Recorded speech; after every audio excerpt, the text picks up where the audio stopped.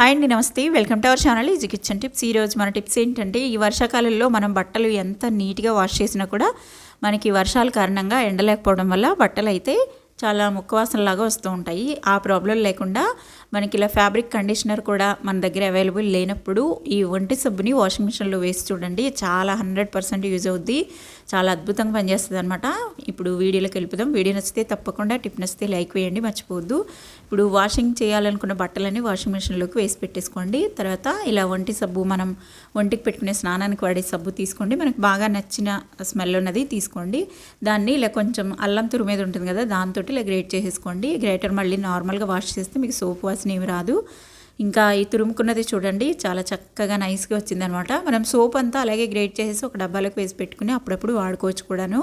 ఇప్పుడైతే ఒక పాత సాక్స్ తీసుకోండి. ఏదైనా వాడనిది కానీ వాడేదైనా సరే పర్వాలేదు. సాక్స్లోకి మనకి ఇలా కొంచెం 2-3 టీ స్పూన్లంతా ఈ సోప్ తురుముని వేసుకోండి. వంటి సబ్బు తురుము పెట్టుకుని వేసుకుని ఇలాగా సాక్స్ని 3 వేసేసుకోండి, లేదా దారంతో అయినా కట్టచ్చు.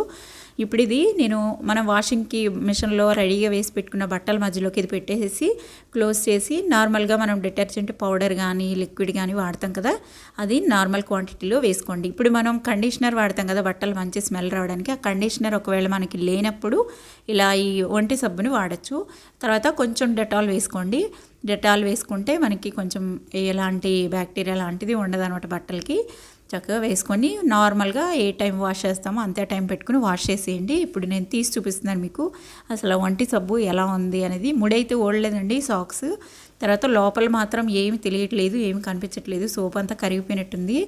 ఇంకా నేను అది సాక్స్ ఉల్టా వేసి కూడా చూపిస్తున్నాను. ఎక్కడ మీకు నొరగ కూడా లేదు, ఏమాత్రం లేదు, మొత్తం కరిగిపోయింది. అలాగే బట్టలకు కూడా ఏమైనా అంటుకుందా అనేసి చూస్తున్నాను. జిగురుగా ఏమి లేదండి, మొత్తం కరిగిపోయింది. చక్కగా బట్టలు అయితే ఓపెన్ చేయగానే మంచి స్మెల్ వస్తుంది. ఇది చాలా యూజ్ అవుతుంది, ట్రై చేయండి. Thank you.